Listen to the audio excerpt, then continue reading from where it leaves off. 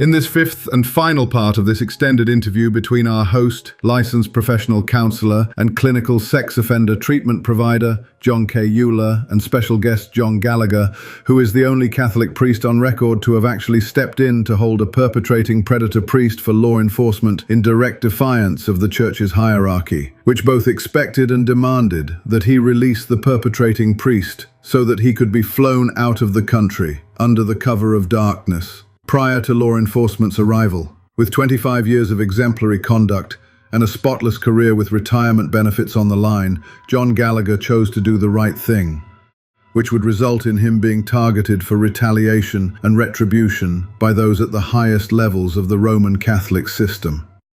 As John Uhler has previously mentioned, it cannot be emphasized enough what an unbelievably courageous thing John Gallagher did by stepping up to do the right thing, doing the hard thing, in the face of the world's most powerful organization, which does not take kindly to those who would dare dissent, let alone defy its expectations, demands, and its edicts. To do so will inevitably bring reprisal, punishment, and the end of one's career if they serve within the clergy. It also can very likely invite personal danger, as such an apostate organization has no problems making an example of someone who dares to defy the Church's leadership. As such, John Uhler has likened John Gallagher to a modern-day Martin Luther, who was a priest, serving faithfully when he found himself having to confront church practices and policies which were neither ethical nor biblical. And such godly men, who choose to take principled stances, end up being the most powerful examples of Christ's directive that we are to be salt and light. The following description of Martin Luther by author and radio host Eric Metaxas is worth hearing, as, in John Uhler's estimation, the same could be said of his guest, John Gallagher. Well, 500 years, and what have we gained or lost? Hello, everyone. I'm Lauren Green. Welcome to A Spirited Debate. It was a letter that changed the course of history, but are we better or worse off in the 5 centuries since a modest priest named Martin Luther challenged the Roman Catholic Church by posting his famous 95 Theses on the doors of the church in Wittenberg, Germany in 1517. That one act ignited the Protestant Reformation. Author, speaker, and radio show host Eric Metaxas has written a new Luther biography called Martin Luther, the man who rediscovered God and changed the world. And Eric joins me now. Welcome.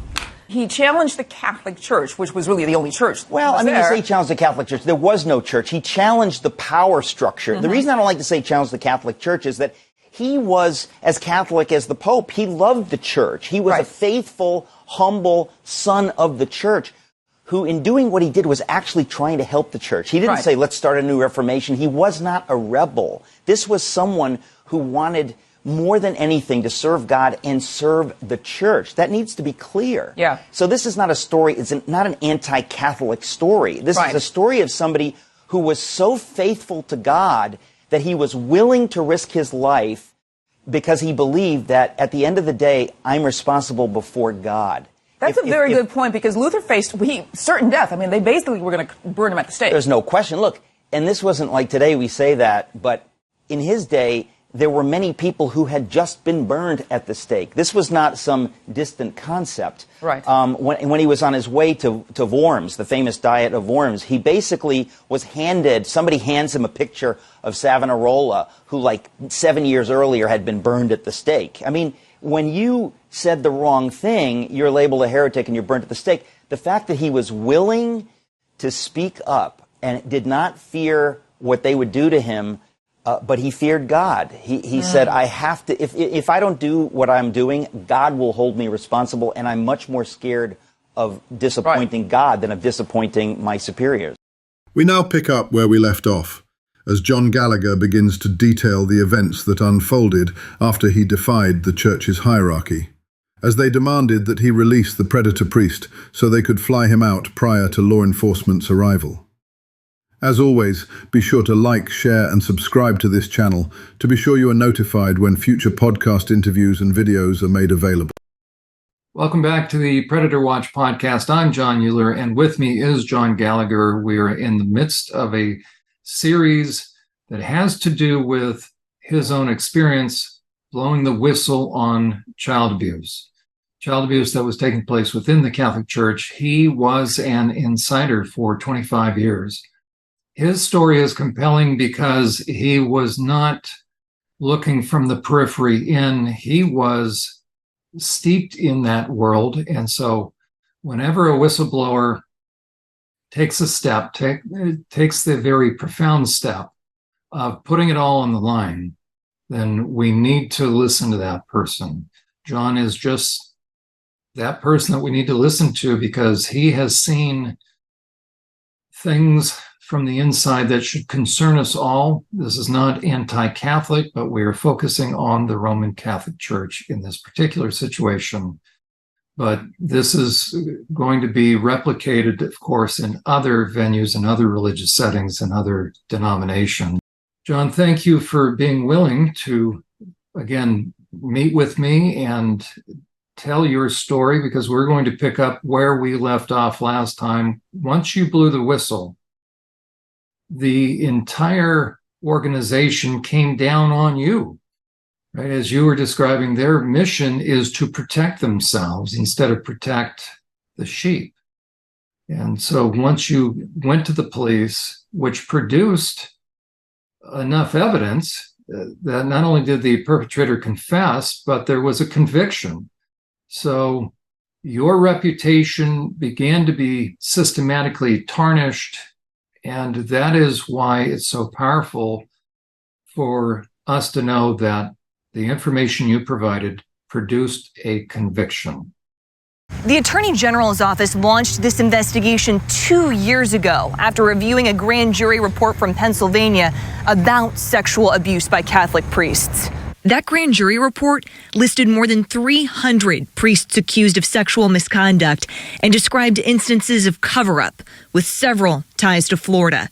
Florida was a state where priests accused of abusing children in other states were routinely relocated and listed 81 of them. Investigators also identified 97 priests in Florida who had allegations against them of historical sexual abuse. The report also revealed more than 80 priests were relocated to Florida after being credibly accused of sexual abuse in other parts of the country and world. According to the report, historical records indicated that priests were repeatedly relocated after allegations arose in order to protect the offender or prevent public knowledge of the allegation. Historically, authorities were not notified of abuse. So, John, let's continue to talk about. Let's pick up from as the intensity came down on you. You blew the whistle, and before you know it, the upper echelon of the Catholic Church, the hierarchy, lets you know that you weren't willing to play ball, and so now you're going to pay the price. Yes, and as we had discussed, John, when I made that sort of letter of directions in regards to anything to happen to me, I can still see myself writing it, and I can still see myself handing it over, because I knew at that point I wasn't in control, and I knew my body was talking to me, but I also knew that there were reasons for me to be concerned at my safety and my well-being. And it was, things you would put in place. I would go nowhere without my phone. And it wasn't that I was addicted to my phone. It was, if anything happens to me, I need to be able to call 911. And that's what I looked at. If I went somewhere, I was constantly looking over my shoulder, because I didn't know who was watching or who was going to do something, whether in the moment or afterwards. So you became a threat to the Roman Catholic Church. They perceived me as a very bad threat. And what became very apparent was, whilst this was all going down, John, I had certain things in place. I had all my sort of legal information ready. I had all the different letters ready to go. None of it was in the rectory. It was all somewhere else. And it was almost like, God prepping me for something. You can see something coming. And I didn't really know what I was doing, but I knew I had these things to do. And I did all of that. Because when I would come out of the hospital, I was so much in a trauma in regards, how did I end up here? How did I get to here?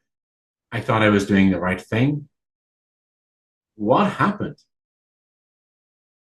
It's almost like the Alice in Wonderland, you go through the looking mirror and it smashed everything's in pieces. Because when I looked out, this wasn't the world that I knew. This wasn't the church I signed up for. But I was in this place, this organization that had a vendetta. And I couldn't help but think, over the years since, on the Thursday of that week of him just being in jail, and that was the first day the diocesan attorney contacted me. And that was after I kept asking why he hadn't contacted me. And I kept getting, why? And I said, but something happened here. We need legal counsel. You got me? And I said, but you're not an attorney. And when he did call me, it was one of those things of, he had made the call, he had done his diligence, he had ticked the box, and he wanted off the phone. And I kept talking and kept asking him questions. And at the end of it, he just turned around and he said, keep very little on paper. I went, what? He said, don't keep too much of a paper trail. And at that point I went, what did I just hear? I knew at that point, whoever he was protecting, it wasn't me. And John, there's a theme then from what you've brought out in previous episodes, that you had been either overtly or covertly asked not to disclose things, to destroy information. And that wasn't just the first time. But it's very much then really a cover-up, that the church goes into cover-up mode, and they want you to, so they expect a priest to destroy evidence, to get rid of evidence, to not report, to really kind of hush, to keep things quiet. A long-awaited report from the Maryland Attorney General's office revealing the horrific scope of abuse spanning some 8 decades. The report accuses church leaders of decades of cover-ups and paints a damning portrait of the Archdiocese, which is the oldest Roman Catholic diocese in the country. Anthony Brown is the Attorney General of Maryland and joins us now. Thank you for being with us. Your investigation found that over 600 young people, from preschoolers to young adults, suffered sexual abuse and physical torture in some cases by clergy members from the 1940s through 2002. That's the year at which this investigation ended. And what we saw, and we tried to detail in the report, was pervasive abuse by priests, seminarians, deacons, and other employees of the Archdiocese, and this intentional effort by the Catholic Church hierarchy to conceal this abuse. There was physical abuse and mental abuse. There was sexual abuse and rape.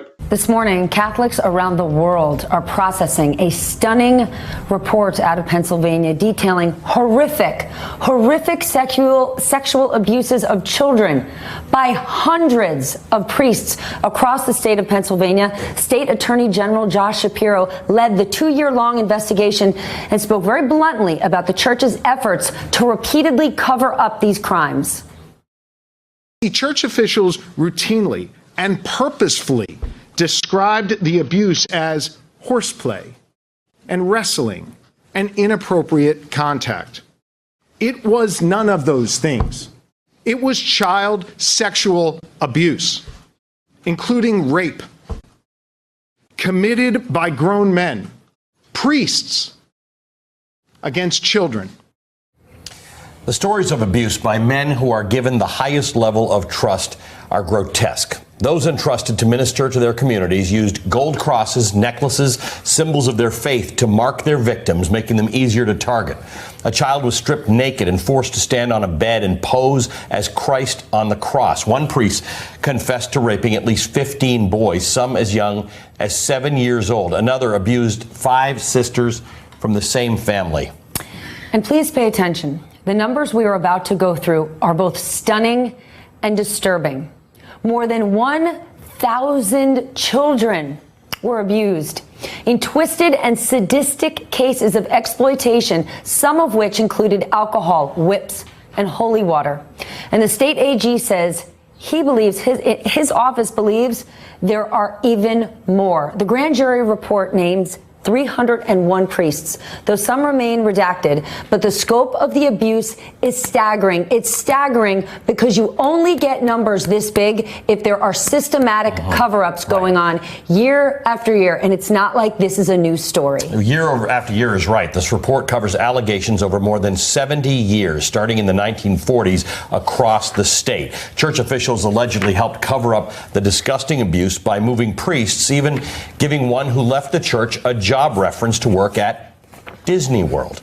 And to put those 301 abusers in perspective, there are only 982 parishes in Pennsylvania, and priests regularly move around during their careers, giving these abusers the chance to victimize children statewide for decades. A website that tracks clergy abuse in all 50 states lists more than 5,000. Listen to that, 5,000 current or former priests who have been publicly accused. Nikki Batiste has been reporting extensively on the church sex abuse scandal. Nikki, good morning. I still can't even get over these numbers. They're astonishing numbers. They really are. In the year and a half since Pennsylvania, at least 17 other U.S. states have launched similar investigations. Some Catholic dioceses have published their own lists of known perpetrators voluntarily. The number of U.S. priests now deemed credibly accused by their own church is more than 6,800. We bring in Mike Resendiz. He won a Pulitzer as a member of the Boston Globe Spotlight team, which of course uncovered a similar pattern of sex abuse within the Catholic Church in Boston. Michael, good morning. Good morning. You know, you look at this and you think, okay, this is Pennsylvania. It doesn't even include Philadelphia, but it's, greater Pennsylvania. But the sense is that every state in America could have a report like this if they looked into it. Is that the case? I think that's absolutely true. I think if there were an attorney general in every major city in America that wanted to investigate this, they would find pretty much the same thing.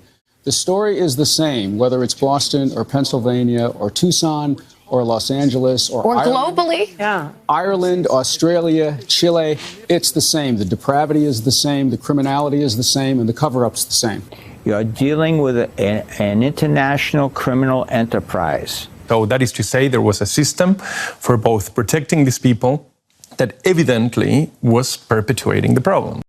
And it really is. It is keep it quiet. It is a hush experience. And I didn't understand that because there was a crime committed. This guy, when these conversations were all happening, this guy was in the jail across the street from the church because the church was across the street from the jail. I mean, I didn't have that far to go to find him. I knew where he was. They knew where he was. But the ironic thing is for me, John, is that as time progressed and he eventually took his plea deal and went to jail, I was told he was in a certain facility. And I had one question that was there. When did he get deported? No one would answer that question. So I don't know if he actually ever went to the facility that he was remanded to, or did he just go straight to a plane and go? That's one of those gray areas that I have not been able to get an answer to. And I think that unknowing is more telling. I've made peace with that, but I think it's more telling in regards to the power and the influence that the institution has, that information which can be available is not available. So the perpetrator, they got him out of the country. He was from India. They got him out. So, on paper, he went to a state facility, but did he go there or go straight to an airport? And that's unknowing. John, once you blew the whistle, now the investigation is taking place, certainly by law enforcement. But there was a different investigation. The church started on you, and you said something that was very important for the viewers to really let sink in, that what began then, the wheels were set in motion to slander you, to make the case, because this is your workplace. This is your, the one thing that's unique about the priesthood is it's not just your place of employment, but you reside there. It's your whole world. So you had everything on the line. This is your career. And what you sense is this is possibly, if not likely, the beginning of the end of your career, where they're going to kick you to the curb and probably run over you, so to speak. So, I mean, they're going to make an example of you. And as you indicated last time, the first thing they did is they started to bus people from other locations to stand in front of your church and picket and say, you are xenophobic, you don't like foreigners, but you're from Ireland, you're stationed in the US, and they're saying you don't like foreigners. And they started to then really create, talk about a hostile work environment, but a hostile situation where you began to fear for your own safety, so much so you had put cameras in the church. And since your residence was within the parish, you didn't know whenever you left was somebody sneaking in, and then you ended up, the pressure got so much that you ended up going to the actual hospital, the ER, and then take us from there, because they were then gunning to get you removed from the priesthood. Well, let me just take you back, John, just before I got the hospital admittance and what precipitated the writing of the plans if anything were to happen to me. The last meeting I had been with the diocese, and I had several, and they had similar tones and methodology, and it was, we never agreed on anything, not even the day of the week. And so I had completed files and documents on regards accomplishments, what I had done, basically reports. And we're the business you do, I got business report up to where we were at. And I was in this meeting and I was like, can I use shape? And I submitted a report. And when it went in, it was one of those, why are we here? I didn't know why I was there. That was unclear, but I knew it was a holy setup. And I suppose in one sense, it was some form of canonical court without calling it a canonical court. Because if that had been in true form, I would have been entitled to representation, even a witness. There was no witnesses. It was their word against mine. And as the conversation progressed, and it was constantly an attack, and I was trying to make sense of why, when, and where did we get to this place. And I stopped the meeting for a moment and I said, well, why are we here? And no one could tell me. I got a cock and bull story. And I looked and I said, okay, so I have another question for you. Is it realistic? Is it possible? And I rounded off my workload for one man to do that. And the response was, that's not our problem, it's yours. And okay, and they said, of all these complaints, and I said, well, I'm entitled to read those complaints, but you're not seeing them. I said, well, your handbook says I'm entitled to see them. And they couldn't have any, they did not have any supporting documentation to say anything to the contrary. So John, just so people can get a sense of then what you found yourself in, it would be the equivalent of the HR director at least of um, the local site. But you're pulled into this meeting, and you have a sense of why you're there, but you confronted them, why am I here? But you know the direction they're heading. And they had been loading you down with work. You weren't getting very much sleep because you were performing how many masses a day? We had 2 on schedule, and then plus whatever funerals that would come in and anything else that came across my desk. And I think it's unfair to say it was like an HR experience. I would say it was a quasi court, like a adjunctive court. It's even worse. It's just worse. To some extent, HR directors have some sense of the soul and compassion. This crowd had none. They were psychopaths and sexual deviants. And I remember, as the conversation was going in circles, we weren't going anywhere. And regardless of what I would say, they had no belief in what I would say. Because every time they had a statement, I would answer it. So I had said, okay, let's do a very basic situation. Every week I'm trying to get a priest to help me say Mass. I mean, yes. So what happens the week that I'm not able to say Mass? What's the plan B?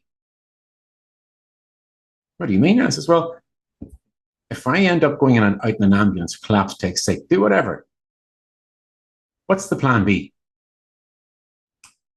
And the response was, it'll never happen. So we're not worried about it. And I said to myself, yes, it will happen. Because I just knew what was going on in me. And the response that I got then was from another voice in the room. It was, John, do you know what the problem was? I said, what was it? No. He says, the problem with you is. And I looked the guy straight in the eye and I said, okay, what is it? He said, you don't think like the rest of us. And I went, you just nailed it. I sat back in the chair for about 2 seconds, then I straightened up and I looked around the room, and everyone in that room had some form of a record of improper relations, connections. In some cases, money had been paid out. And I went, you know what? You're right. I don't think like you. And that's not a bad thing. I said, so what's the conclusion of this meeting? And they went, there is no conclusion. I said, well, there is.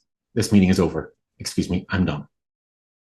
And I got up to walk out. And the bishop sort of followed me out, and then he went back in. And as I walked down that corridor to get to the elevator, the word was, and I just could hear this word of God come into my heart and said, you will not be back. And I left the Chancery office and I went home. And at that point, I started putting everything in order. I knew I was done. I knew they were coming after me. And there was no way I could stop it. And it would have been within 2 weeks, it would have been full effect. Because at that point, my health went into a rapid decline. And I knew, I was going less in vapors. I was going to bed maybe about 1 o'clock in the morning and getting up at 3 o'clock or 4. So I wasn't even touching the pillow, basically. Try and get everything done that I needed to get done. And the day that, my last day of an actual ministry, I knew something was going to happen. But I knew that I still had confessions, I had still got Mass, I had a list of activities to get done. Because if it didn't get done, it was me. And there was nobody else but me. And I remember going into the church And I looked around the church, and normally sort of the vigil mass on a Saturday, people are there, hello, how you doing? They're all conversation. There was dead silence. Nobody was talking to me. And I find that strange. It was eerie to the point. And I went, I can't say mass. And I looked at the sanctuary and I went, that's all marble. If I go up there and collapse, I'll be dead. Like, I'll crack my head open because there was nowhere. I'm over 6 feet, so there was nowhere I could go full. Can't do it. And as I sat and confessed, and normally my phone would be on mute. For some reason, it wasn't. And I got a call from a friend. And I said, you've got to do something for me. This is what I said, find a priest to say mass. I can't. And this was in the confession. I got up and I walked out. I was on the phone. And the next thing I remember, I was in an ambulance. I was being taken out. And that was just not the way I expected to leave the Catholic Church. And, you know, it's a lonely space because I didn't know who I could call. And then I had a situation in the ambulance when I became sort of conscious. I told them what hospital to take me to. And they went, but we don't go to that hospital. I said, that's the one you're going to have to take me to. The guy looked at me and said, the other one's not safe. And why it was not safe was the guy there was part of the Inside Club. I went to a hospital that didn't have the Inside Club. Or so I thought it didn't. But I was safer there. And physically safer. They could have arranged for you anything. And at that point, I couldn't trust them. Yeah. And that's what's important, John, for people to really get a sense of in terms of the pressure. You know, here I had worked 11 years on psych staff in the Pennsylvania Department of Corrections, and you meet a lot of people on both sides of the fence, so to speak. And when you work with criminal minds, you begin to understand how they operate. And there's a lot of people that are more than happy to do a lot of nefarious things if the price is right. And the Catholic Church has an unlimited amount of money, in essence. And not only the unlimited, but the unlimited amount of influence. And that's even more profitable and much more value than the actual money. The money is a physical thing. And all I remember was on the Sunday morning, which was Pentecost, the day of the Holy Spirit. The bishop came. His words were, this can't be, and he argued with me. And all I could think of was, I'll get anointed for the Catholics, like the sacrament of the sick, or some would remember it as the last rites or whatever. I didn't know if I was going to live. I didn't know if I was going to die. I didn't know anything. I was just there. And I was all wired up in monitors.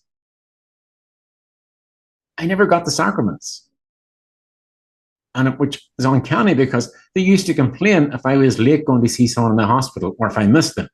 Now, people go into the hospital in the morning and be out that night, and you might get told afterwards, or whatever, there's hospital chaplains, but I didn't get that. And I went, is that not our job? To pray for the sick, lay hands on the sick, to raise the dead. And that told me a lot about the character of the priesthood there. They weren't concerned about anybody being sick. And then fast forward that on a couple of months later, I'm in the hospital and had surgery. And there was a lot of complications in post-recovery. And a member of the hospital staff came in and said, I got a strange call. The call they got was from the church wanting to know did I die? I went, did I need to know that? It was one of those things. So there was no reason for me to say that they wouldn't do it. There was all the reasons in the world why they would do it. And that became very fearful. And that was only, and at that point we were only starting out. I mean, at that point I was still in the hospital, but the tip would come out, but I couldn't get into the house. Basically I was left standing on the street. Locks were changed, and then they started their campaign. And it's one of those places of, if anyone's ever been in hospital, had sick and come out, I want to go home and convalesce, recover, and rest up. I didn't get that opportunity because I had to execute a plan. And the plan was survival. I remember texting my attorney from the hospital. I sort of became conscious. And my church lawyer, he was based in Las Vegas.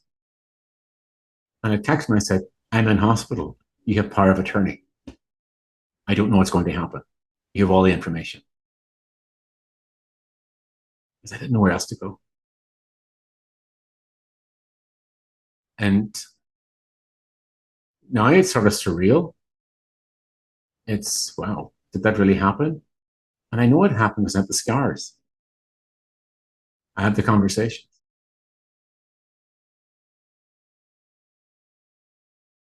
And I don't think people realize, when you do what I have done, and in that space, you'll walk away.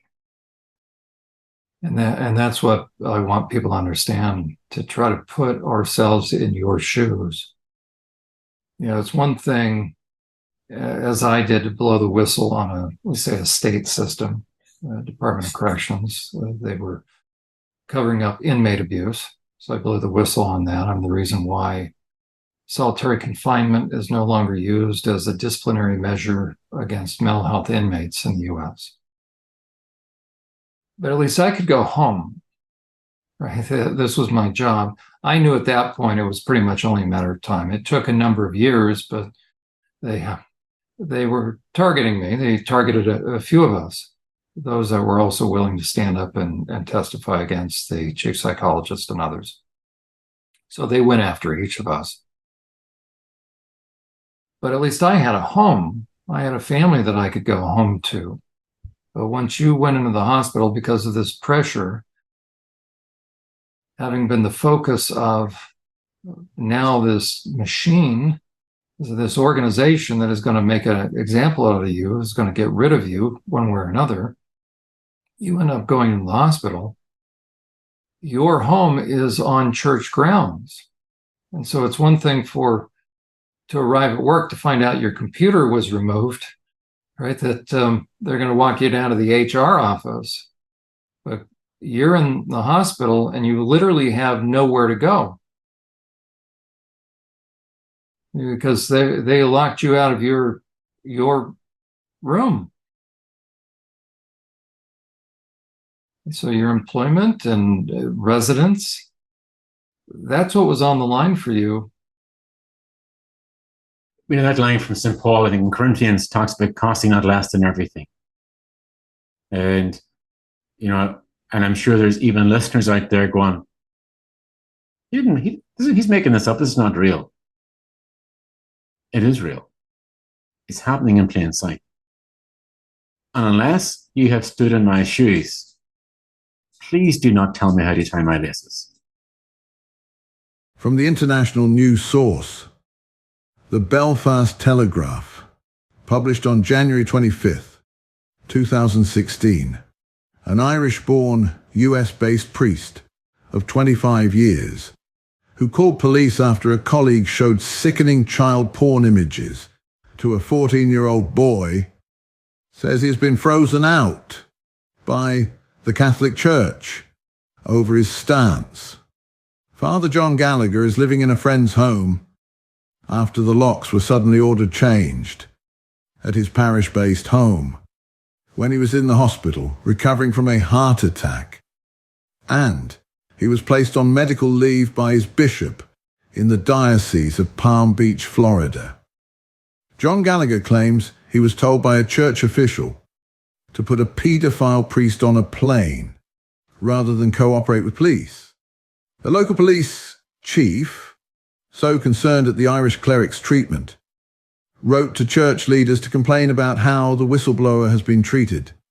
Father Gallagher broke his extended silence over the issue to tell how the priest from India, at the center of the abuse scandal, is a danger to children. He says he's been unable to find out where the priest is now. He has written to bishops and cardinals in Ireland and America about the case, as well as Vatican officials, and has, so far, been unable to get a satisfactory response. Father Gallagher is originally from Strabane. He served the Long Tower parish in Londonderry until 2000, before taking up a post in the US. The astonishing case began in January last year, when Father Jose Palimatum, who had been at the parish of the Holy Name of Jesus Christ Catholic Church in West Palm Beach for just 4 weeks, approached a 14-year-old boy after Mass. He showed the teenager up to 40 images of naked boys. Police believe he was in the first stages of grooming his victim. Later that night, Palimatum sent the boy a message on Facebook, which read, "Good night.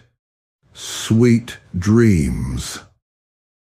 However, the teenager told a friend who reported it to the church choirmaster, who immediately told Father Gallagher. Father Gallagher says he was told that night by a high church official in Florida, "We need to make Father Palimatum and the entire issue go away. Put him on a plane at once." In documents filed to the Vatican on his behalf, appealing the outrageously egregious and targeted treatment and punishment he had received, John Gallagher's canon lawyer claimed that Father Gallagher had been specifically instructed, "Do not keep written notes," by the same church official. The Vatican never responded, violating their own rules, requiring them to give a timely response. The legal documents were received in the Vatican, which were sent to the highest levels within the Roman Catholic Church's hierarchy, directly to Cardinal Gerhard Müller, who was the prefect of the very powerful special office within the Vatican, called the Congregation for the Doctrine of the Faith, and is someone who works closely with the Pope himself. After the incident involving the boy, Father Gallagher disregarded the instruction to put Father Palimatum on a plane to Bangalore. Instead, he interviewed Father Palimatum and included a retired police officer in on the interview, who was one of his parishioners. The parishioner who took notes at the meeting said the Indian priest not only admitted showing nude pictures of boys to the local teenager, but also admitted he had sexually assaulted young boys in India before arriving in the States. It was a confession he would repeat within hours to detectives assigned to the case from a specialist unit of the West Palm Beach Police. Father Gallagher said he immediately called the Sheriff's Department of the West Palm Beach Police, following rules set down by the American Church after hundreds of child sex abuse scandals. Some of those cases in Boston are featured in the new movie Spotlight, released here last weekend. The Irish cleric is well known throughout the Catholic community in the States, has made several religious music records, and has made numerous television appearances. In 2012, just a couple of years before John Gallagher's refusal to allow the predator priest to evade arrest, Pope Benedict XVI wrote him a personal note, thanking him for his work with the church. But all that was a distant memory last year, he says, when he says he began to feel the wrath of the church. It was made clear to me by the church's hierarchy that what I had done, cooperating with the police, wasn't, in their opinion, what I should have done, he said. It was a very distressing time for me and the parish. But we had a special Mass, and I told the congregation what had happened. I told them it was now in the hands of the rightful authorities, the police. The predator priest was on the local TV news, as his arrest became public. John Gallagher states, "I did the right thing." Church officials dealt with the boy and his family through lawyers, and an out-of-court settlement was made. In February, says Father Gallagher, he inadvertently learned of a strategic plan, a carefully coordinated conspiracy between Rome, the local bishop, and an unscrupulous priest to arrange to have him moved under the guise that John Gallagher had become problematic. A plan unmasked while he attended a meeting by around 100 Hispanic Catholics, most of them from outside the parish. He had brought in a Spanish priest to celebrate Spanish masses and was unaware of any complaints. Complaints had suddenly been manufactured, submitted, and secretly lodged against him. In late April, he says, he was called to a meeting by the Bishop of Palm Beach, Gerald Barbarito. 3 other officials were there. Father Gallagher says he was due to be promoted, but instead was told to continue in his role for another year when it would be reviewed again. He says he wasn't happy with the decision, but was completely unprepared for a phone call from Bishop Barbarito the next day. "The bishop told me I was being demoted," said Father Gallagher. No reason was given. "I asked if I could meet with him again, and the request was refused. He said bluntly, if I didn't wish to be demoted and moved to another parish, anywhere in the world of their choosing, I should leave the priesthood." Less than 4 weeks later, Father Gallagher was rushed to hospital in an ambulance with a suspected heart attack after becoming unwell. While hearing confessions, he says he felt grieved when Bishop Barbarito visited him in the hospital, but didn't even bother to anoint him or bring communion, which is the most basic duties of any visiting priest or church representative to someone in the hospital. 6 days later, John Gallagher asked Dominican nun Sister Ann Monaghan to retrieve for safekeeping the files on the Father Palamatum scandal from his office at the Holy Name of Jesus Christ Church. She managed to do this, but when she returned later, she was stopped by church officials and the keys to the building abruptly taken off her. Sister Monaghan, who is age 84, said, "I was told to leave. When I protested, I was told, 'You're fired.' I'm a Dominican and our motto is the truth.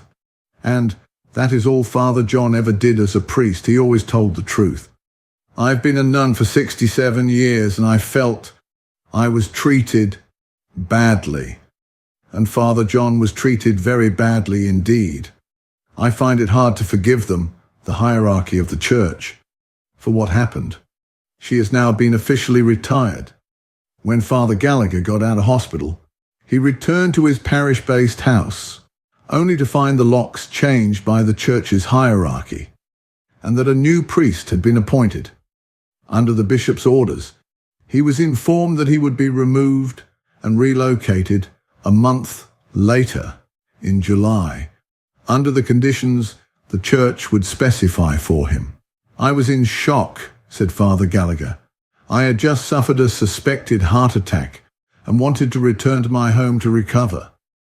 Instead, I was homeless."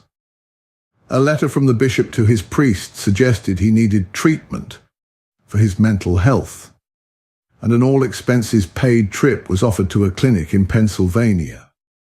Father Gallagher refused to go and has been on paid leave since. When police involved in the child porn scandal learned of John Gallagher's inexplicable absence, they wrote to church leaders, including Cardinal Sean O'Malley in Boston, who heads a pontifical commission for the protection of minors, set up by Pope Francis in 2014. Chief Deputy in the Palm Beach County Sheriff's Office, Michael Gallagher, said that in all of his 44 years as a police officer, he had witnessed many other events where church staff had actually impeded investigations. The church showed a complete disdain for victims. Survivors wept as Pennsylvania Attorney General Josh Shapiro publicly revealed the contents of the landmark grand jury report for the first time. Investigators uncovered disturbing allegations, including a 7-year-old girl raped in a hospital after she had her tonsils taken out, a 9-year-old boy whose mouth was rinsed with holy water after being forced to perform oral sex, and 5 sisters abused by the same priest. How old was the youngest victim? She was 18 months old when she was abused for the first time. 18 months old. She was in a diaper. How old were you when your alleged abuse began? 13. I was 10 when I met him. I was in the first grade. I was under 2 years old. I didn't realize it until I was 12. I was watching a movie of a priest molesting altar boys, and that's kind of the day that I put it together. I never knew what the word molest meant. These are the Fortney sisters. Patty, Laura, Teresa, Carolyn, and one other were sexually abused by their pastor in Enhout, Pennsylvania, beginning in the early 1980s. He was a very sick man. The Fortneys believe Jella was grooming the girls. 13-year-old Patty was molested as her little sisters looked on. He was constantly hugging me in front of them, kissing me in front of them, trying to put his tongue in your mouth. He needed to know my cup size. I would continually remind myself, he's my priest, he's the mediator between God and man, this is okay. I mean, even at our kitchen table, things happened in front of my parents' face that they couldn't see. In the Diocese of Pittsburgh, the grand jury named 99 priests who sexually abused children. A group of at least 4 predator priests in Pittsburgh groomed and violently sexually assaulted young boys. One boy was forced to stand on a bed in a rectory, stripped naked, and pose as Christ on the cross for the priests. They took photos of their victim, adding them to a collection of child pornography which they produced and shared on church grounds.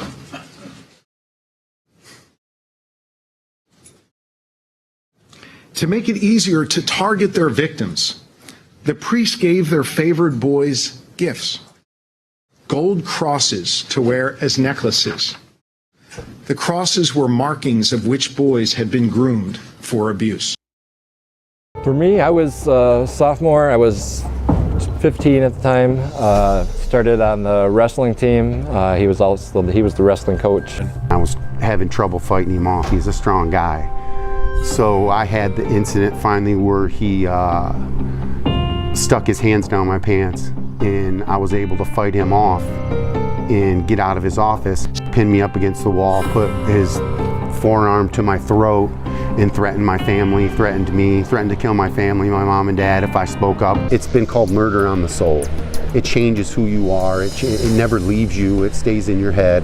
Victims of alleged sexual abuse at the hands of Catholic priests. Father Chavez says it started in 2000 when a parishioner came to him about abuse he endured as a child. He was sexually abused by this monster of a priest that would keep live piranha in his home. And after he would sexually abuse the kindergarten age boys, he would tell them that if they told anybody, he was going to stick their fingers and hands in these fish tanks with piranha. For more than 50 years, Teresa Lancaster wanted the Catholic Church to believe her. Lancaster claimed that she was sexually abused by Father Joseph Maskell at her high school in Baltimore. I was 16 years old and I went to see Father Maskell for some help. And within the first 5 minutes, he took all my clothes off and sat me on his lap. What were you thinking in that moment? I was in total shock. Maskell was a priest who served as her school's counselor and chaplain. Did you ever report your alleged sexual abuse? Not at that time, because he had a gun he would put up on his desk, and he told me that no one's going to believe you. I remember being raped by Maskell. Jean Hargadon Wayner says she was also abused by Maskell at the same Catholic school. He was in this pattern of manipulating, controlling, and so at a certain point, all you do is what it is that you know will make him happy. That's not going to make him mad. Weiner says she reported her alleged abuse to the Baltimore Archdiocese in these handwritten statements in 1992. She says she was told no one had ever complained about Maskell before. In the nearly 500-page report, Father Maskell is accused of sexually abusing 39 people. According to the Maryland Attorney General's investigation, some parishes had multiple alleged abusers, including one with 11 over a 40-year period. It was appalling. It was horrific abuse. Maryland Attorney General Anthony Brown issued the report. For many, it ruined their lives, their families. And as disturbing, we found a extensive cover-up in an effort to conceal the abuse that was happening. But due to the ethical actions and cooperation of Father Gallagher, the case against the predator priest was swiftly resolved and the opportunity for additional crimes was diminished. He went on to say that had it not been due to John Gallagher's understanding of the methods of suspected abusers and his ability to observe the pattern of behavior by those engaged in this inappropriate behavior, the crime could have escalated to something physical, which would have been devastating to the victim, as well as the Catholic Church. Chief Deputy Sheriff Gorger personally wrote to Cardinal O'Malley to make sure that John Gallagher received accolades for his compliance with criminal investigators.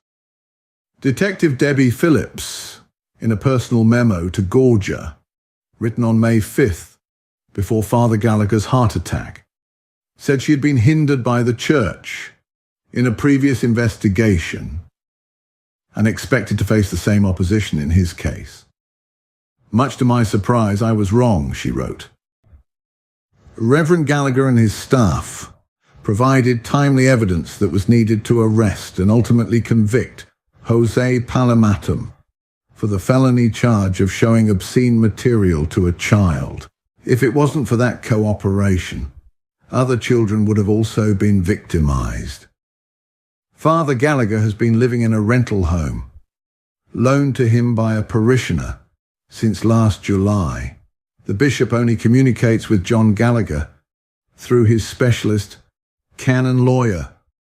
He has written numerous letters to bishops and cardinals on both sides of the Atlantic. This is now 2016, and this is what happens to whistleblowers in the Catholic Church. Pope Francis speaks of ridding our church of the crimes of sexual abuse and being open and honest about doing it. I haven't seen that in Pope Francis's church yet. Both the parish where Father Gallagher served and his diocesan headquarters, including the bishop, were asked to comment.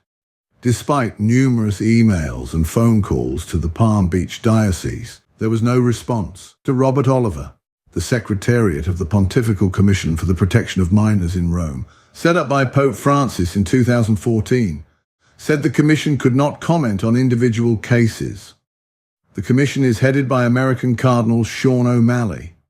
He did not respond to our press query. He did, however, call Father Gallagher last Wednesday and listen to what he had to say. Father Palamatum's order in India, the Franciscans' province of St. Thomas the Apostle, also declined to comment. After the priest's arrest, and before his conviction, the order also said they had never received any prior complaints in India about the 48-year-old sexual predator who disguises himself as a priest to gain access to minors within the Catholic Church around the world. And there's a lot of people out there who will tell me how to tie my laces when they haven't stood in my shoes. They weren't faced with that decision.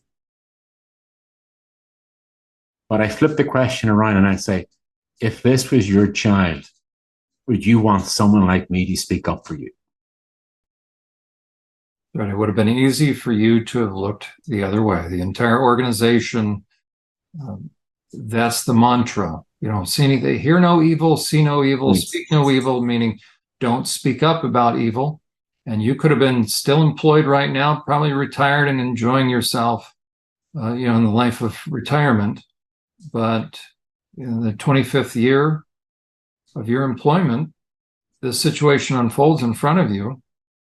And you not only did the right thing and the legal thing, but you did the ethical thing, and it cost you everything. And then you had every reason to be concerned about your physical welfare and your own existence. And so you're in the hospital, and now you realize your entire world, you have nothing. They changed the locks on you, didn't they? They changed the locks. And then, my medical team who were taking care of me, they were getting attacked. They were getting threats. And that was frightening. Fortunately, I had a very good relationship. They knew me when I was well to I was not well. And, they knew who I was. They knew that whatever they were saying was not true. But they spared no expense at going after people who were associated with me and getting them to buy into a narrative. And usually in a situation like that is that when you go after someone, they're going to make a decision either, oh yeah, I'm going to stand beside John or the likes of John and support them, or, you know what, he's my friend, but I don't want to take sides. I will distance myself. So they will divorce themselves from you and move away. And the church doesn't care as long as you're not in contact with the whistleblower. They don't care if you stay friends with them or remove yourself. But as long as you are not in contact and not seen with them and you can't be documented, everything's okay. So what happens is people whom you thought were your friends, initially they're there, what's going on? That's just for the news factor. And then they're gone. And you are left standing on your own. Nowhere to go and all in the time in the world to get there. You're a whistleblower, and the Catholic Church, the organization, now comes down on you for, how dare you? You didn't protect the organization. You actually stood up for the abused. So as you just said, that they will make sure that you are alone, that you're isolated, one way or the other. They started a campaign of false narratives, of slandering you. What are some of the things that they said about you to try to cause people to form an impression about you? Father Gallagher was crazy. He's in severe need of psychological help. He needs treatment. This didn't happen. This is not the events. None of this ever happened. We never did the following. And so the list would go on. And, people start to believe that because the words were, well, would the bishop tell a lie? There. Right? That's what they play upon. As a matter of fact, every survivor now certainly knows you understand, because that's what every perpetrator counts on, right? I call it the big lie theory. They tell something that's such a big whopping lie that they play upon other people's, they know that people have a conscience. See, that's the one advantage that perpetrators and predators and psychopaths and all this, they're all one and the same, white collar psychopaths, right? They know how normal people think, because once upon a time they used to have a conscience, and so they play people's consciences against them. So they know that we would never want to be accused of something, so we restrain ourselves. We won't go there, as it were. But a psychopath, they have no problem.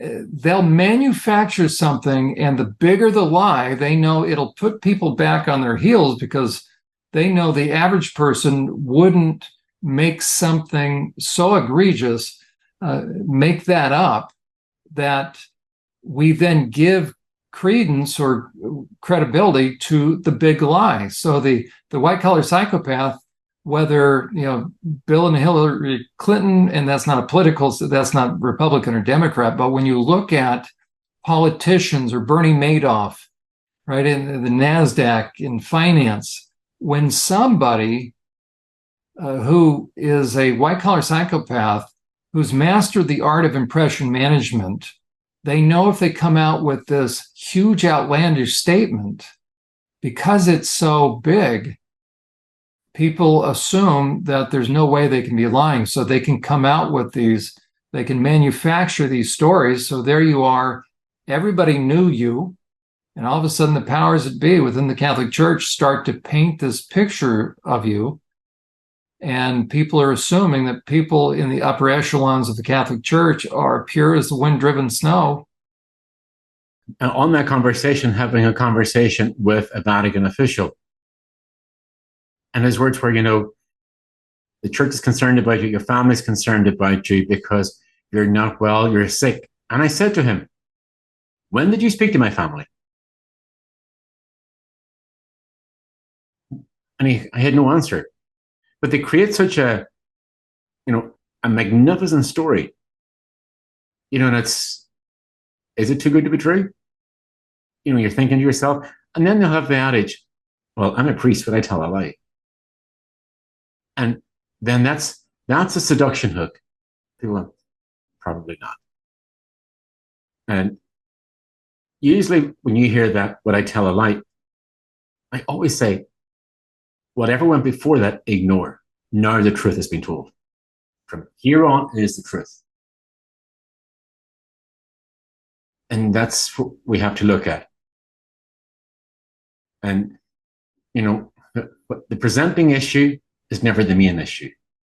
It's a mask for something. And predators are trained, they are groomed, they do play on people's beliefs and moral code and moral honor, not to question them. And the whole mission is protect the institution. If that so happens you take somebody out, that's okay in their world, because they're not thinking like the rest of us. We are assuming when we talk with a predator, whatever domain they fall into, we assume erroneously that we're all following the same moral code.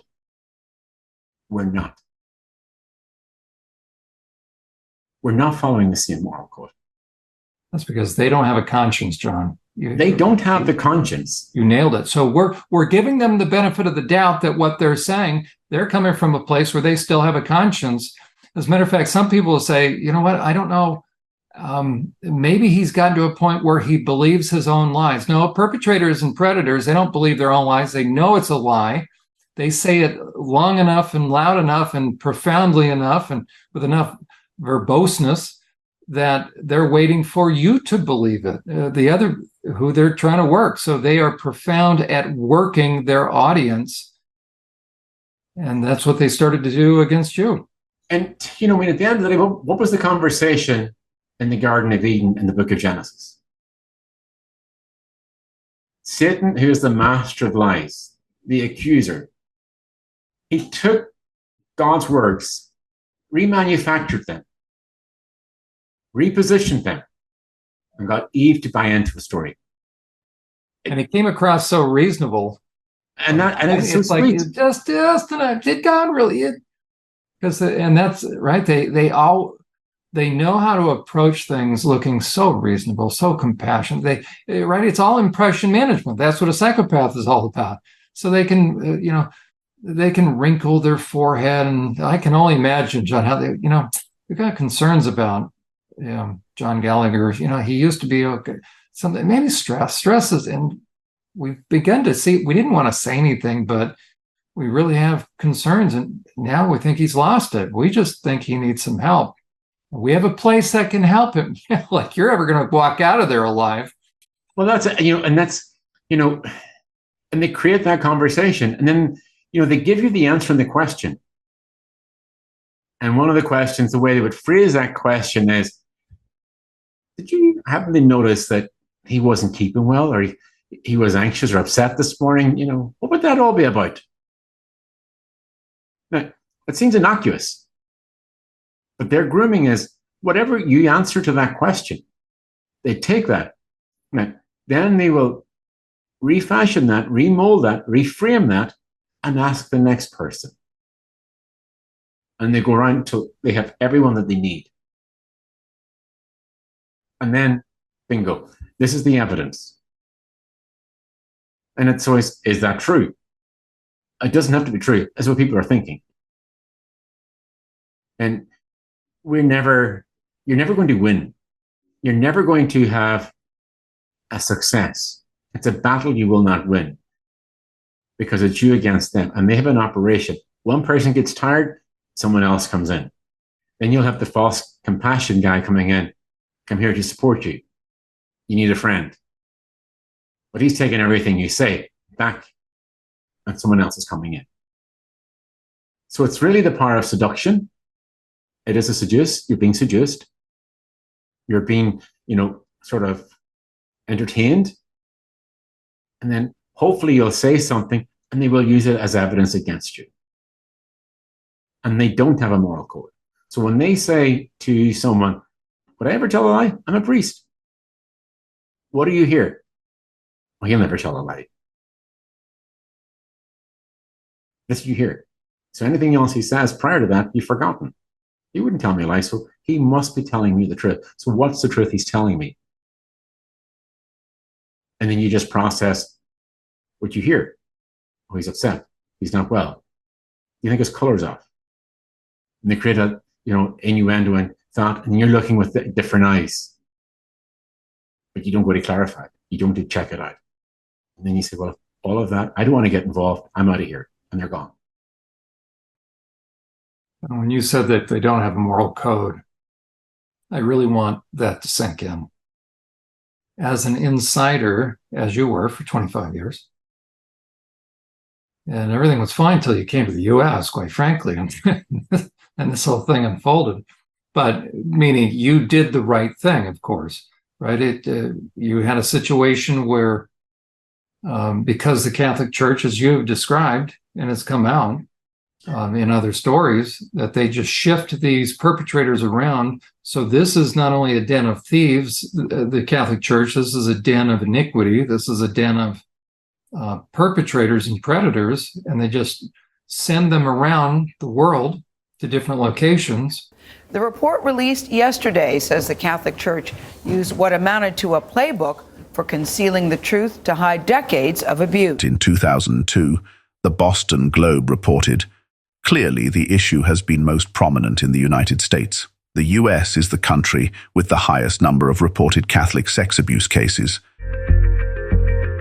In 2002, the Boston Globe newspaper's investigative team, Spotlight, published a series of stories. John Gagan is accused of molesting and raping boys as young as 4 years old over a period of 34 years. The paper uncovered a pattern of abuse and cover-up in the Archdiocese of Boston. Thousands of documents, once confidential, both illustrated and underlined the mistake and tragedy. It was a watershed moment.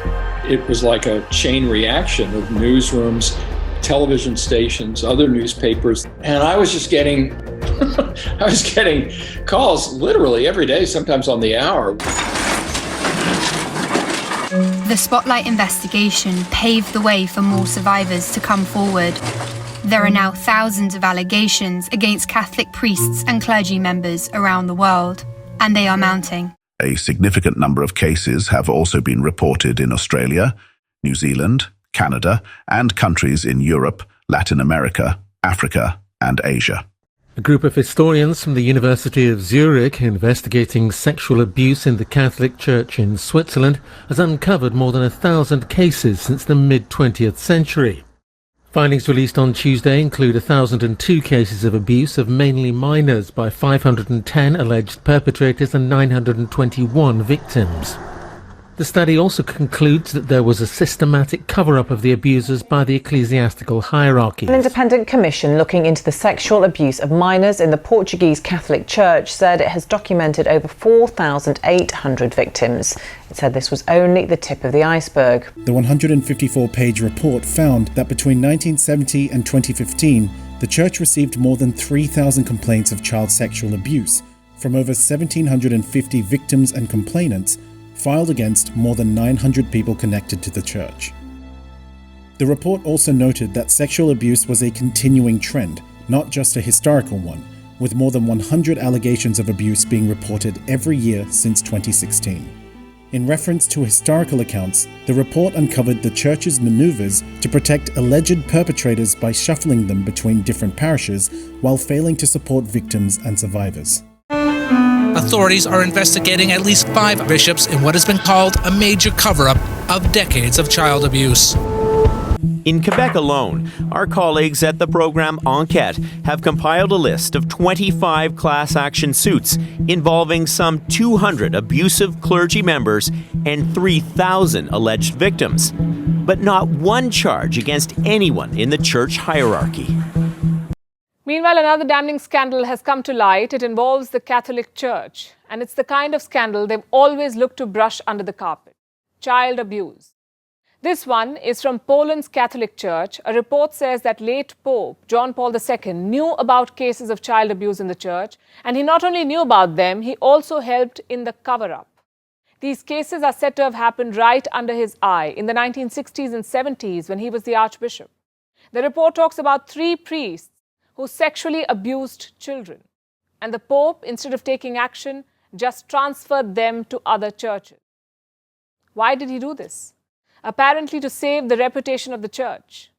Clearly, saving pedophiles dressed as priests was more important than saving children. In Australia, a high-level royal commission has revealed the scale of child sex abuse by Catholic priests. A damning new report reveals rampant sexual abuse of children within France's Catholic Church. Investigators allege as many as 3,200 priests, deacons, and others associated with the church sexually abused more than 300,000 victims over the past 70 years. Most of the victims, children, 10 to 13 years old. Investigators say not only did the church there not stop the abuse, it didn't even report it. 300,000 victims.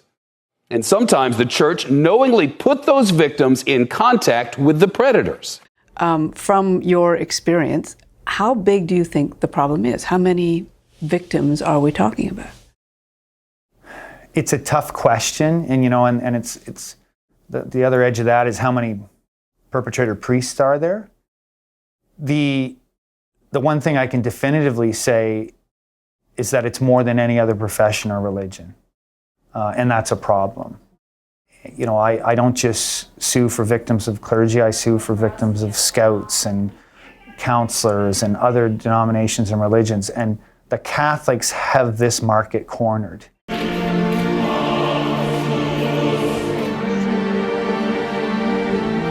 As head of Vatican finances, Cardinal George Pell is reckoned to be the second most powerful man in the Catholic Church. But no matter his extraordinary rise to power, the Cardinal cannot escape what happened in Ballarat decades ago. Allegations made at the Royal Commission that have not only shocked Australians, but struck at the very heart of the Vatican. Today in Ballarat, he told the Royal Commission that in 1993 he called trusted priest George Pell to tell him about the abuse. His alleged response was, what would it take to keep him quiet? The just tried to bribe me. You offered him a bribe to shut up. I certainly offered nothing of the sort. As for the systemic flaws Archbishop Miller said contributed to abuse or cover-up, we learned some details of accused priests who moved jurisdictions, who went for treatment rather than being referred to police, of victims who were paid money and then forced to sign confidentiality agreements. Perhaps one of the most disturbing things we learned is how often church officials appeared to know of credibly accused perpetrators and yet did not share that information with the community at large. So if there is any priest still with any ounce of integrity, they're going to, it's only a matter of time till they see something like this, then what are they going to do? And, John, it's interesting the way you frame that last statement about, it was all fine till I came to the States. This wouldn't have been going about a year. In Ireland then, it came out then, the way they were doing business, the different sexual scandals, the sexual abuse, the cover-ups. And then we've seen it also, in parts of Italy. We've seen it in France. So this is just not an American problem. And that was one of the most frustrating statements I could hear. That's just an American problem. It's not. No, it's worldwide. It's worldwide. That's right. And I mean, Lord of Mercy and Cardinal Pell, but he was one of the, on that C9 of cardinals in the Vatican. He didn't want to hear my case. But he was being investigated. He did time. And he's still being investigated posthumously. Cardinal George Pell says he is surprised by some of the Royal Commission's views that found he'd been aware of children being sexually abused by priests. The Royal Commission accused the Cardinal of involvement in the movement of an abuser and failing to recommend the removal of a clergyman. Cardinal Pell says the views are not supported by evidence. The Commission was established in 2013 and made the findings public in 2017, but the unredacted evidence has only now just been tabled to Parliament. It was revealed today that a former top aide to Pope Francis was convicted by an Australian court of molesting 2 choir boys. Cardinal George Pell is the highest-ranking church official ever convicted of abuse. Seth Doan has more on this story. Cardinal George Pell was heckled as he left the Melbourne court. You're a monster! One of the most powerful men in the Catholic Church, the former Vatican treasurer and top advisor to Pope Francis, was convicted of sexually abusing 2 13-year-old boys in 1996. The verdict had been suppressed for more than 2 months due to a gag order imposed by the court, meant to avoid prejudicing a jury for a separate trial, now dropped due to a lack of evidence. Pell has always maintained his innocence. The whole idea of sexual abuse is abhorrent to me. His legal team filed an appeal. Today, the Vatican said it would await that verdict before taking any action, but confirmed restrictions on Pell. Cardinal Pell is prohibited from exercising public ministry and from having any voluntary contact whatsoever with minors. This follows the Vatican Sex Abuse Summit, criticized by victims for the lack of concrete results. Father Hans Zollner was one of the summit organizers. We see that nobody is untouchable. We have seen this with the former Cardinal and priest McCarrick. We have seen this now with Cardinal Pell, who has been subject to a trial. Consequences could include being defrocked or removed from the College of Cardinals. Jeff Pell faces up to 50 years in prison. Seth Doan, thank you very much. Whether he's guilty or not, you don't go to jail for a vacation. John, it's become clear to me as I've been doing my own research now since we've been talking. Yeah.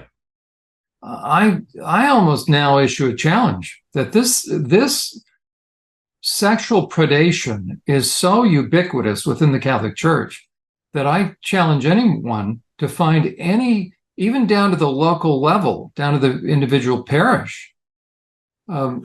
So within the state, so find a state, find a location where there haven't been allegations of sexual abuse. It is within every country. It's within every municipality. It is all throughout the Catholic Church. We bring in Mike Rezendes. He won a Pulitzer as a member of the Boston Globe Spotlight team, which, of course, uncovered a similar pattern of sex abuse within the Catholic Church in Boston. Michael, good morning. Good morning. You know, you look at this and you think, OK, this is Pennsylvania. Mm-hmm. It doesn't even include Philadelphia, but it's, greater Pennsylvania. But the sense is that every state in America could have a report like this if they looked into it. Is that the case? I think that's absolutely true. I think if there were an attorney general in every major city in America that wanted to investigate this, they would find pretty much the same thing. The story is the same, whether it's Boston or Pennsylvania or Tucson or Los Angeles or Ireland, globally. Yeah. Ireland, Australia, Chile. It's the same. The depravity is the same. The criminality is the same. And the cover-up's the same. Talking about the cover-up, what I found among the most sickening details in this is that there was a cover-up, almost a playbook that the church hierarchy followed. Yeah, the grand jury talks about that. They said it had several steps, including, first of all, you didn't talk about the specifics of what happened, the crimes. Instead, you referred to it as horseplay or wrestling, so you diminished it. Then when the priests were moved out of the parish, you didn't tell the parishioners why the priest was gone. He just disappeared. And then most of all, they said the rule was don't go to the police. Well, and that enabled this to remain a secret from the parishioners and to enable the church to do what it wanted with those priests. Well, I think you can take that further, John. And you're issuing a challenge. I think the challenge has been more defined. What bishop has ever reported sexual abuse to law enforcement? Let's call a spade a spade. The final say is the corporate soul, the bishop. He's the corporate soul. Everything is ensured to protect him. They can put in place every procedure, every policy. But if it's not executed, it's useless. Mike, let's talk about Pope Francis, because, of course, a lot of Catholics, especially in this country, have been feeling really good about this Pope. However, is he doing enough with regard to these victims and some of the behavior of the Catholic Church in terms of a cover-up? I think all the survivors would say emphatically, no, he has not done enough. And this issue has the potential to mar Francis's legacy forever. He has not come to grips with this issue. 16 years after the Boston Globe Spotlight Team report, the Vatican has done very, very little. A blue ribbon commission has been appointed. There have been promises to hold bishops accountable, but really, in a very substantive way, nothing has been done. John, is it fair to say that bishops know and they're covering stuff up? The evidence shows that. The evidence. We have seen in LA with Mahoney, when he was there, Cardinal Mahoney, the efforts he went to cover up. A $10 million payout for the Roman Catholic Archdiocese in Los Angeles as the church settles 4 cases alleging sex abuse by former priest Michael Baker. Newly released files show that Baker confessed to Cardinal Roger Mahoney back in 1986. He had been molesting 2 brothers for years. Mahoney sent Baker for psychological treatment, but ultimately allowed him to return to his ministry where he molested again. Mahoney is now at the papal conclave in Rome. A landmark settlement has been reached tonight with the Catholic Archdiocese of Los Angeles to settle more than 1,300 claims of childhood sexual abuse. The Archdiocese will pay $880 million to victims, making it the largest single child sex abuse settlement with a Catholic Archdiocese. KTLA's Carlos Saucedo joins us live in downtown LA with more on the landmark settlement. Carlos. Mike, and you're very significant. The largest archdiocese in the country has reached the largest settlement with victims of sexual abuse. The cases involving more than 100 priests spanning a half century. We've seen that in Boston. We've seen that everywhere. They don't release files. And, if you have nothing to hide, you'll have no problem. We don't have full disclosure. We don't have transparency. And we don't have protection. I know one predator told me that the policy in place for protecting God's children, and each place in each country has their own procedures, call it what you may, but basically it's best practices and how to conduct yourself with kids. And this sort of was an insight to back what we were saying. We assume we're all thinking with the one mind. A predator looks at the best practices, how do you interact with the child, differently. They look at it in regards, how do I get to your child? This is my toolbook. Translate that into a conversation for today. A transgender, a drag queen, any of those wanting to do story time in the library. We're only telling a story. No, we're telling a different message. Why do they feel the need to tell your story to your kids in full costume? There's a spirit, one of the root spirits in the Bible, it's named, an attribute of Satan, one of the root spirits is called stupor. And stupor is blindness of the eyes and ears, the failure to see. It's a root spirit. And that's a corporate, alive spirit today. Because a lot of people don't see and they don't hear. And they choose to remain blinded. John, would it be a fair statement, and maybe for this episode, we'll have this as the wrap-up question for this one, because then we're going to get into even additional concerns now about the Roman Catholic Church that you have. Would it be fair to say that if I'm a parent and I have kids, we go to a Roman Catholic Church, that it's only a matter of time, let's say as I'm raising my kids, it's only a matter of time until my child encounters a predator priest? It's a good question. All priests are not predators. That has to be said first. And you being one, right? You're protected. I being one, and I know a lot of good guys out there, and they're commendable, and they're doing a great job for the Lord, and are committed. But I think to reframe your question is that parents who are, going to church or part of the Catholic program, at a point in time, will have contact with a predator priest. Not necessarily meaning that they will go after their child, but they will know one, have had contact with one. And, kids are full disclosure. I often call kids like refrigerators. You can keep nothing. Nothing stays here. It's always transition. It's always in a transition. Kids will tell you about a predator long before mommy and daddy realizes. Kids will tell you. So pay attention, parents.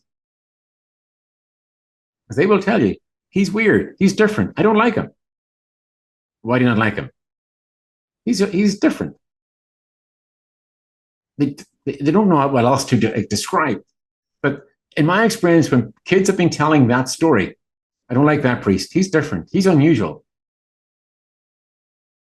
Those are your warning signs. If any parent out there is listening to that, and their kid's using that word about a priest, teacher, any person of power and influence, take note. Pay attention. Your kid is giving you a message. Do you want them to tell you down the line when something has happened, Mommy, but I did tell you. Dad, I did tell you. And that's such an important point. That kids are not sophisticated enough to be able to really put their emotions into words. The last thing we want to do is, yet it's almost as you described, because the stupor, because we want to believe the best in authority figures or those that we admire, especially people of faith, clergy, and we do have to have faith in those that are in positions of authority and influence and trust. That's why we call it positions of trust. Because if we don't, then the entire social contract breaks down. But if we tell a child, if we minimize their intuitive sense, say, no, he's a good man, right? We don't know the encounter that this child just had with this possible perpetrator. And if we then tell them, no, it's fine, then we've given a couple different messages. One is to the child, don't trust your intuition. And two, I'm really not that receptive as the parent. And so that's all the perpetrator needs to begin to take things to the next level.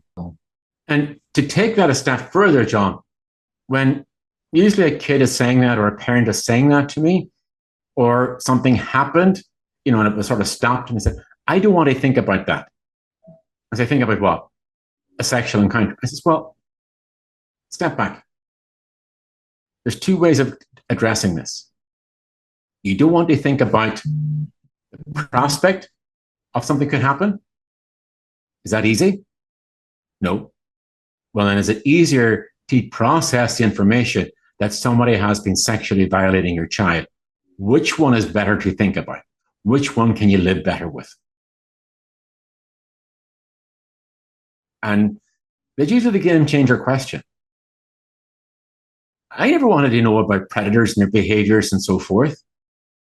It wasn't even in my world. I didn't even know half the things and behaviors ever happened. But it happened. It's there. Make peace with reality. If someone is telling you something's inappropriate, they're feeling uncomfortable, not feeling safe, pay attention. You may not want to think about it, but they're thinking about it. They may not know how to articulate that. Listen to them. Bring them to someone who can help them unpack that. Because I can tell you one thing, you may not live with yourself now, but I can guarantee now is much easier than when something happens and you're trying to apologize to them for your failure to respond. Because you know what? You will have lost all integrity in their eyes. And a lot of parents out there have lost integrity with their kids because you did not protect them. A parent's job is to protect them. And I say this in particular to men. You know, be a man, stand up, protect your family. Be the hunter, be the shepherd, be the priest. Protect them. Your job is to protect them physically, emotionally, their physical needs, their spiritual needs, all of that. But keep them safe. If in doubt about someone, keep them out. Your kid may not like you doing it now, but they will thank you in the long run. And you know what?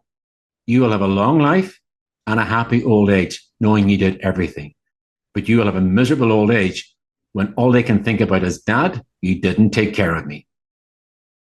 And you cannot unlearn that and you cannot unchange that.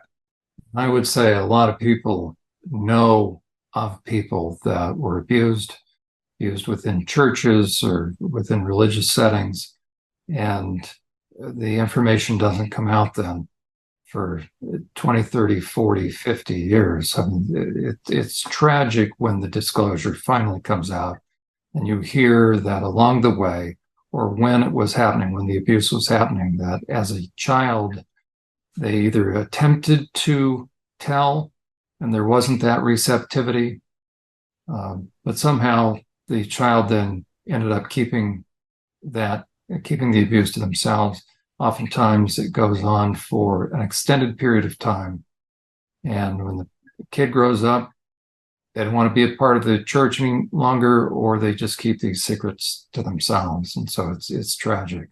Well, John, thank you again for not only being one willing to put it on the line, for calling out abuse, but then facing a huge machine that went into gear that targeted you, and you've paid the ultimate price.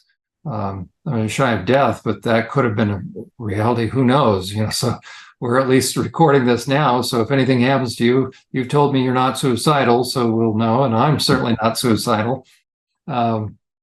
But regardless of the danger, these situations need to be known. The whistleblowing situation that you were a part of, as you blew the whistle, resulted in a conviction. So the police, the sheriffs have thanked you. This is not you being disgruntled. This was a real situation. There are facts that show that you did the right thing. And this was not a figment of your imagination. You stood up. And so regardless of how the Catholic Church wants to paint it, that the facts speak for themselves. And John, keep in mind, for anyone out there who is disputing this, there is an arrest record, public record, on this guy. And they shipped him out of the country, the Catholic Church that they've covered. Absolutely. And he has access to kids now, quite frankly. Well, John, Thank you. We will continue because we're going to look at now concerns, additional concerns that you have and that I have about the Catholic Church. Again, we're not anti-Catholic, but this is important for those that are a part of the Catholic Church. Again, the only thing that's ever going to help any situation like this is sunshine, is light. The light of Christ. Walk in the light as he is in the light. We have fellowship with him. none of us should ever be fearful of having a lot of sunshine. And so that's what this is all about. Thank you, John. Thank you. You've been listening to Predator Watch, dedicated to shining the light of truth about the nature of the most sophisticated of sexual predators most likely to target places where victims are most easily accessed. For John Uhler and the entire team, thanks for listening. Predator Watch has been sponsored by SurvivorSupport.net. As a non-profit organization, Survivor Support is dependent upon the generosity of people who believe in its mission of supporting survivors. Please consider becoming a monthly supporter of this important work.